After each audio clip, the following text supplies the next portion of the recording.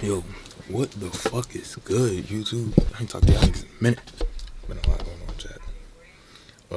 First of all, there was a video that was supposed to come out with me and Savi playing 2K, but we couldn't get the footage off the game.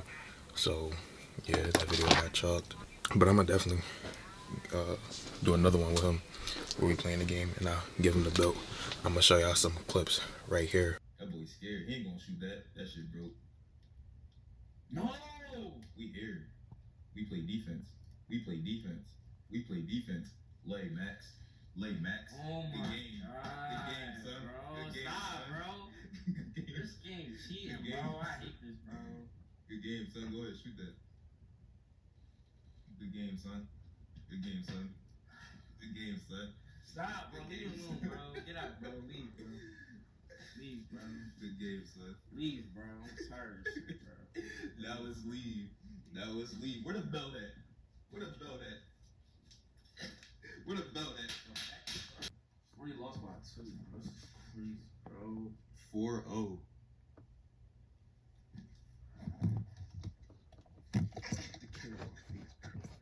Nigga will never beat me in a 2K game, bro.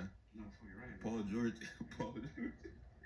Bro, you're not leaving until I win a game, bro. You're not leaving Bro, we gonna be here all night, bro. I got work tomorrow, bro. Like, bro, I don't got school. I don't got nothing, bro. We can run this all night, bro. Y'all see that clip? He got the belt. He lost to me 4 games in a row. I don't know why he could ever think that he would beat me in the game of 2K. Like, that shit just never gonna work out, little bro. I'm gonna keep it a beam. I haven't been to get videos out, but a nigga actually been working. Been hella tired. But a nigga just got off work, you know what I'm saying? Working 2 jobs and shit. But I just got off work or whatever. I'm saying I got a lot of more energy right now, and yeah, I got my platter. Shout out the poppies. Oh my God, see them fries and the cheesesteaks on this. Shout out the poppies. We're reacting to the Untold Story of Lucki. If y'all don't already know, Lucki is one of my favorite artists. You know what I'm saying? You can catch any of my old videos, me rapping some Lucki lyrics. Like, come on. It's real love every time, and I meant that. No reward for the real, we don't get plaques. Lucki really my guy. So, you know what I'm saying? We're going to get into some background and shit on him. So, without further ado, let's get into the vid. A rapper Juice WRLD called the GOAT, who was childhood friends with Chance the Rapper and almost a part of Chief Keef's Flow Gang. In a bittersweet way, Lucki was nicknamed the Underground King after garnering a diehard fan base in the underground after failing to reach the heights his Chicago peers reached. But recently, the tides have shifted. That's really crazy, bro. Like, Lucki went from skinny to fat to skinny again, back to being big. Like, this nigga transformed 3 times. What the fuck? He has been making serious strides towards the mainstream, getting cosigns from rappers like Drake, Future, and even Justin Timberlake, blowing up on TikTok, and is more popular than ever before.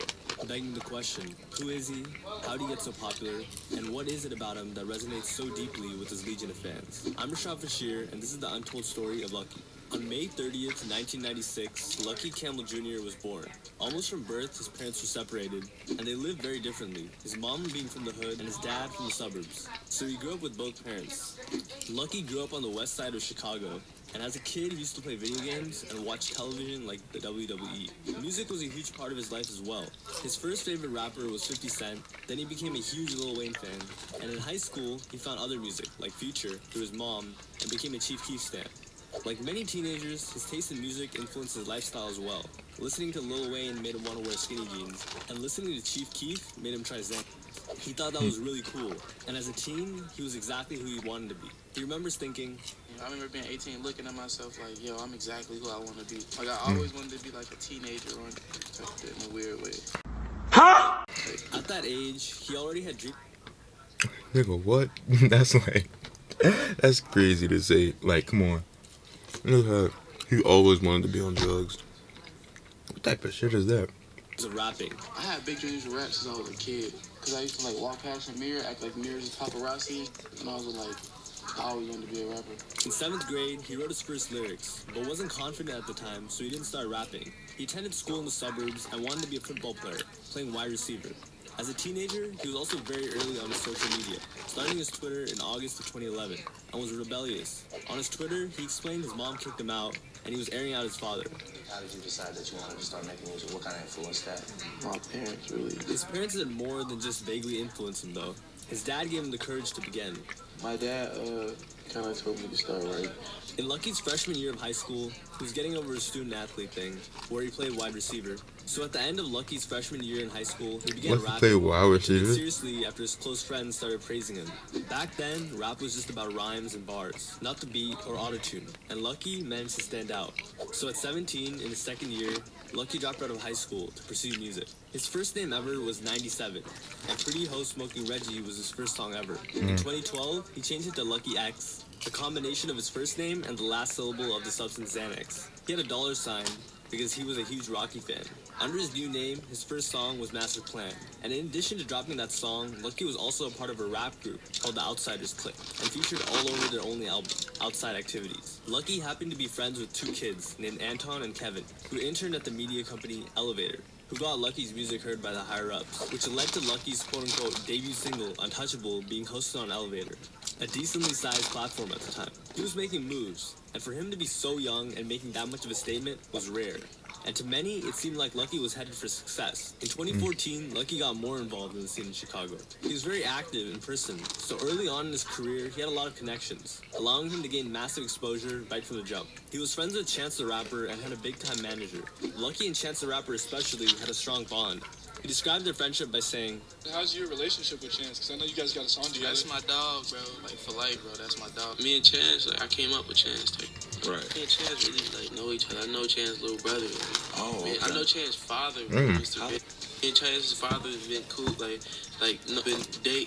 on a date. When Lucky first started rapping, it was Chief mixed with Chance, and he took a lot I of never knew inspiration that. from Chance. They originally met at a local venue and used to see each other around.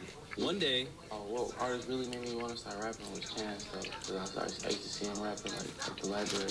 That's what really made me start writing all the time. that day when he saw Chance at the library do stand-up poetry, he got so inspired, he went back home and immediately started writing music. At the time, Odd Future and A$AP Rocky were a huge influence for Lucky as well. This was when he was first starting to rap, and he had no idea what he was doing, explaining he had no plan and that he'd just go up to the Chicago Public Library, where he saw people like Chance the Rapper and Vic Mensa, and thought if you just knew a lot of people, you get famous, like he saw with his friend Chance. However, at the time, he had no idea why he was seeing success. Later, he realized, Really, I was just good at telling stories. That's what it was. I was just good at writing stories, and I didn't really even know that at the time, but like people came back started telling me about. with the success of so many others around him, Lucky was ready to take over and was willing to work for it. Me and Lucky definitely similar, because I feel like I can tell a story really well, and I get that. I don't know, I get that from my grandma. My grandma, she can tell a story really, really well. Like, she will not miss a detail. Like, she'll start from the beginning.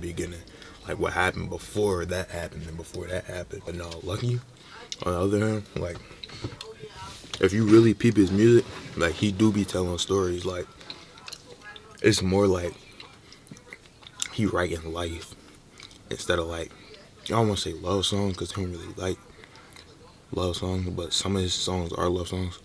But it's like he be writing like life and like situations that's like going on and shit like that. And if you really peep his music, you can tell. Like I'm coming, like we are really coming. Working, like we working hard to sell. Like Teasing music with his peers. Like shout out to my big brother Chief Keef from Glow Gang. You already know he just gave me that shot. He just gave me some more fans. I got a song with Chance finna drop soon. That year, he was ready to drop X, his largest project, and was leveling up. I mean, I did FaceTime Keith. Talk about we just looking at each other like, are you serious? Keith on the phone. We like 17. At one point, Did Chief Keef, he said at one point on Instagram that you were on Glow Gang? Did that really happen? Yeah. What?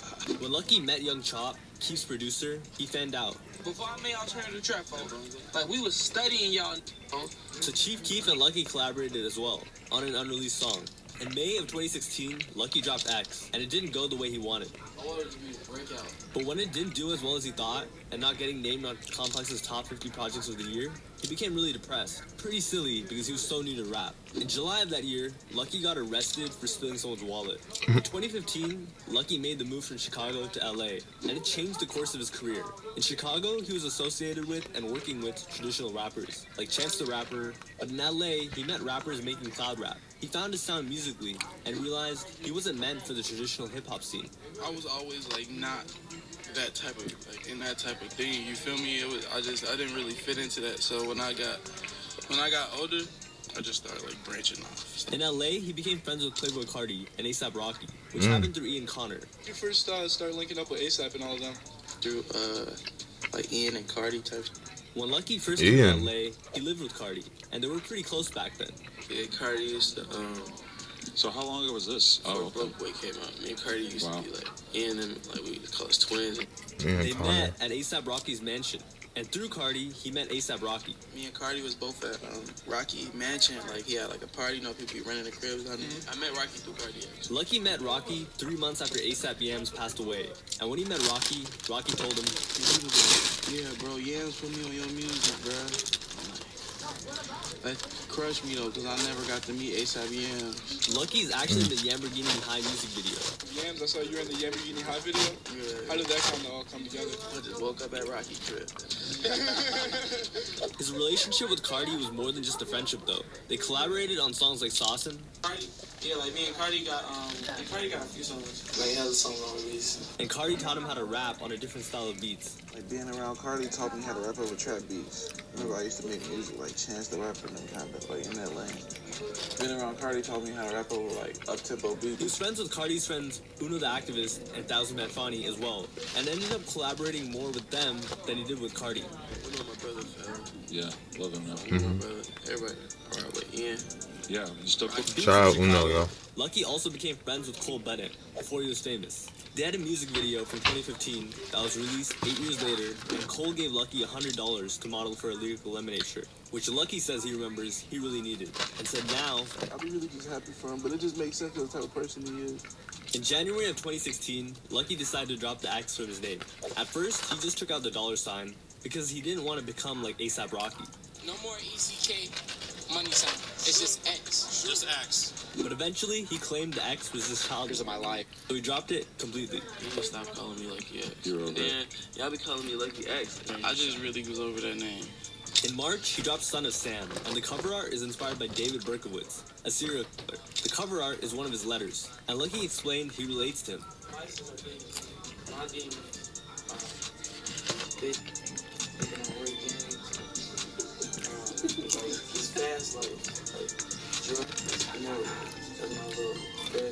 Little did he know. Ooh, let's go back to what he said though, because I don't think I was paying attention.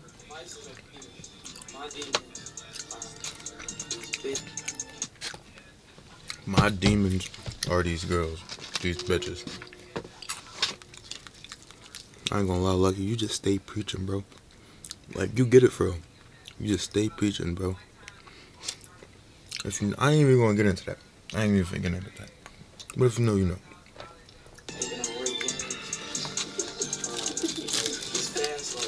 Fast life.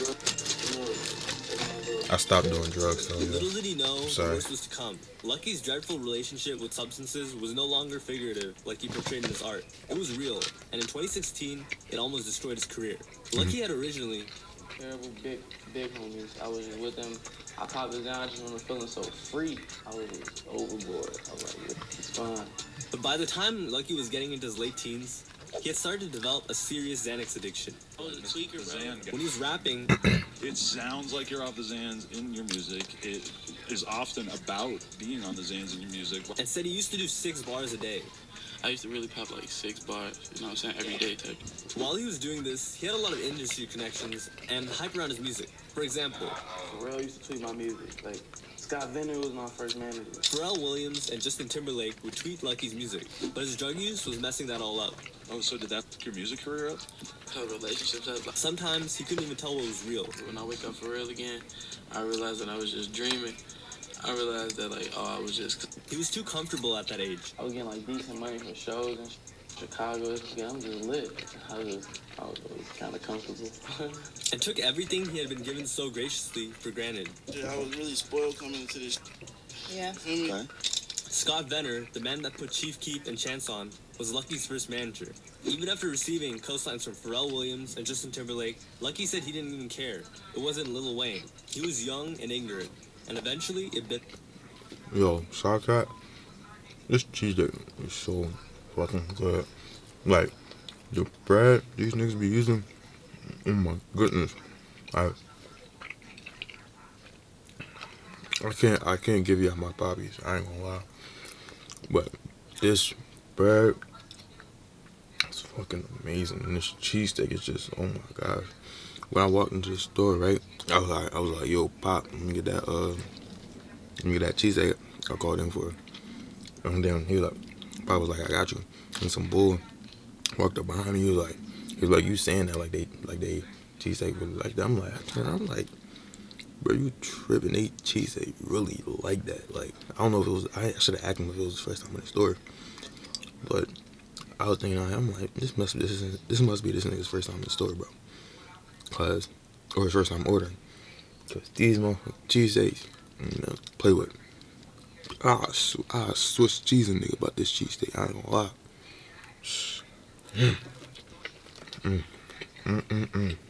In the back. When Lucky was dealing with those issues, some of the people in the industry who were previously backing him turned their backs on him. They lost faith in me. I'll never forget that, bro. They told me I was the best, bro. They told me I was the best, but they lost faith in me, bro. Tried to blackball me, bro. It sounds like betrayal, and it was, but it was partly Lucky's fault. He had no idea how to act. I used to come to, like, sessions about, like, and just be up and not even know it was a problem. Everyone was mad. But they used to be so irritated. They used to keep calling me back. They know I was young. But they thought he'd grow up eventually. But when I turned 19 and I was still doing it, people thought I was like, oh, he's not coming around. He not getting it. People always thought I was just gonna get it. You feel me? Right. And then when I was 19, it was like, nah, he just don't get it. Spoiler alert, he didn't. And like many young kids, had to learn the hard way. Eventually, Lucky's substance abuse led to Lucky becoming hospitalized, and it messed him up bad. The lowest point in my life. I psyched out for like 4 days straight, and I just had to go to the hospital for like a week. I was tripping. But I wasn't myself, bro. I was like fragile, like mentally, bro. Like, right. Cause like, I really went crazy, you feel me? So I was like... He used to joke about his addiction. He was shameless. But after that, it was no joke. But I had to just learn how to be my own person, like, and not depend on a pill. He eventually decided to take a break from music.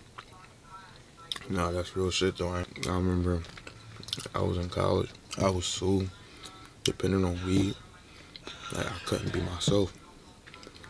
And then when I finished my first year, and around the summertime, the last day I smoked was July 4th, 2024.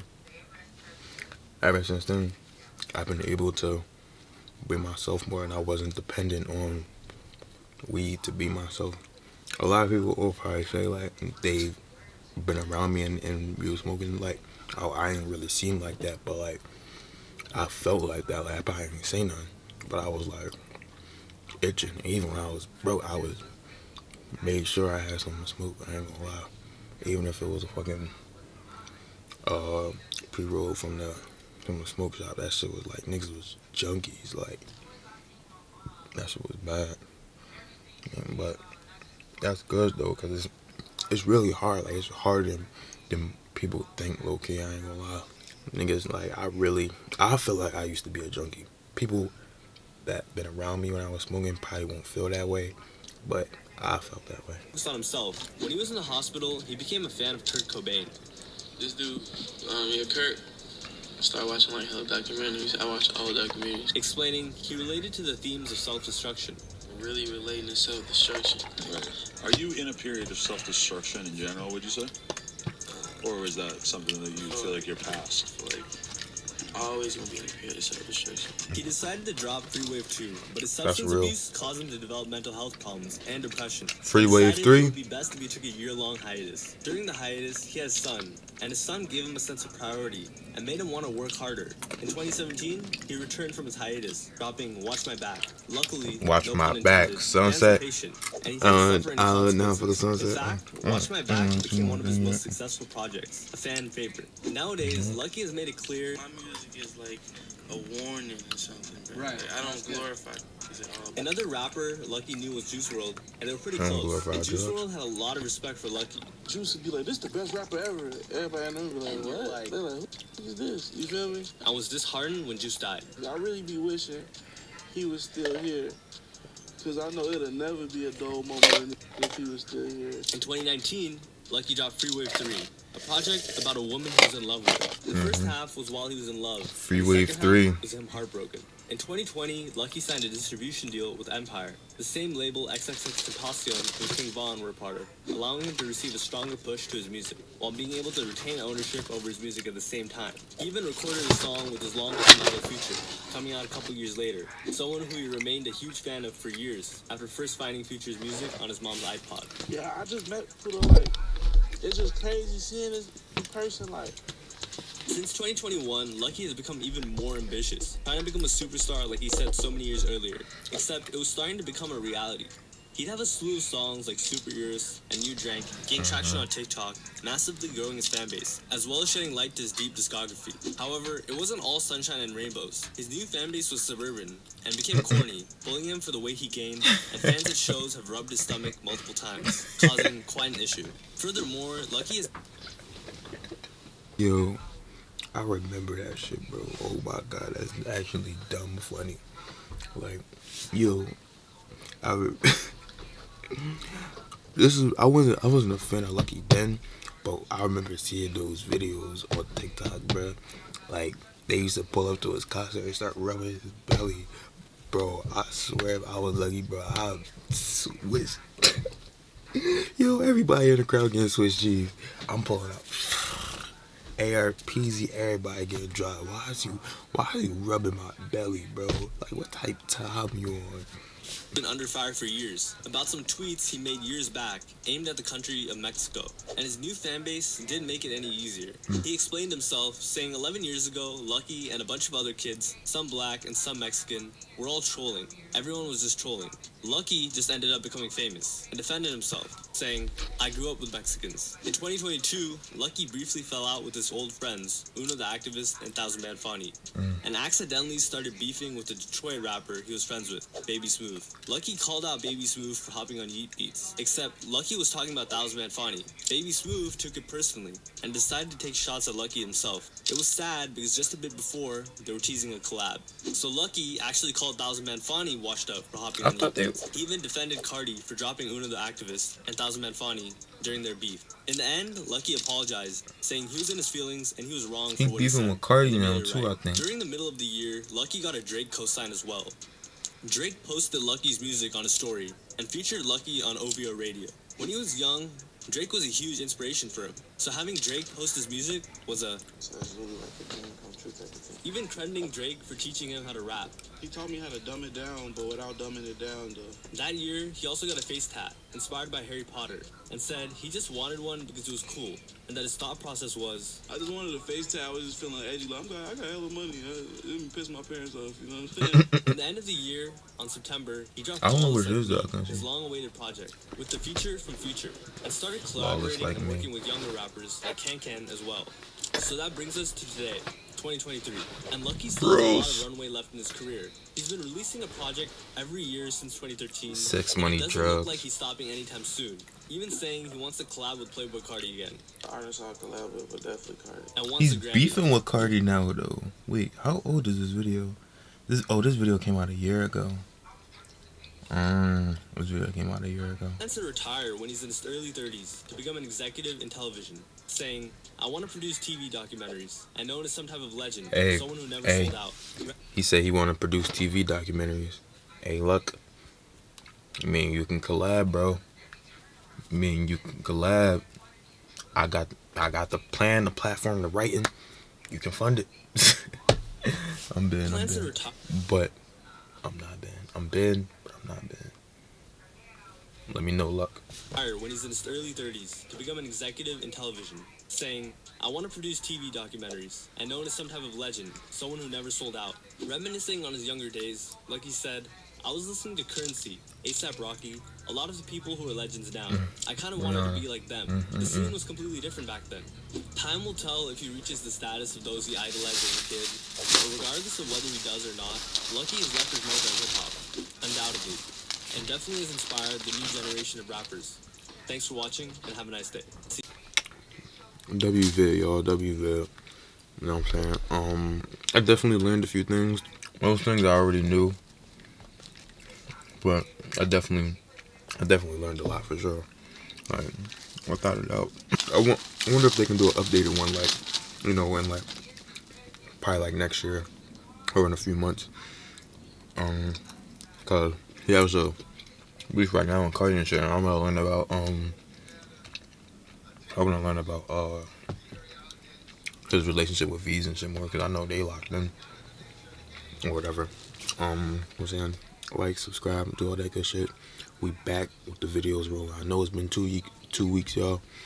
I said I was gonna do every week, but it's definitely been hard. But we back on the fucking ground. We not stopping. Vids every week, maybe twice a week. I'm getting these vids out for y'all. No bullshit. We going up. You know what I'm saying? We just been working, getting paid, being busy. But this is my third job right here, and I gotta make sure I do my third job, even if it's once a week, 2 days, whatever days I'm off work. I'll be working my third job. You know what I'm saying? But yeah, love y'all. Keep supporting me, and I'll catch y'all in the next video. No bap, boy.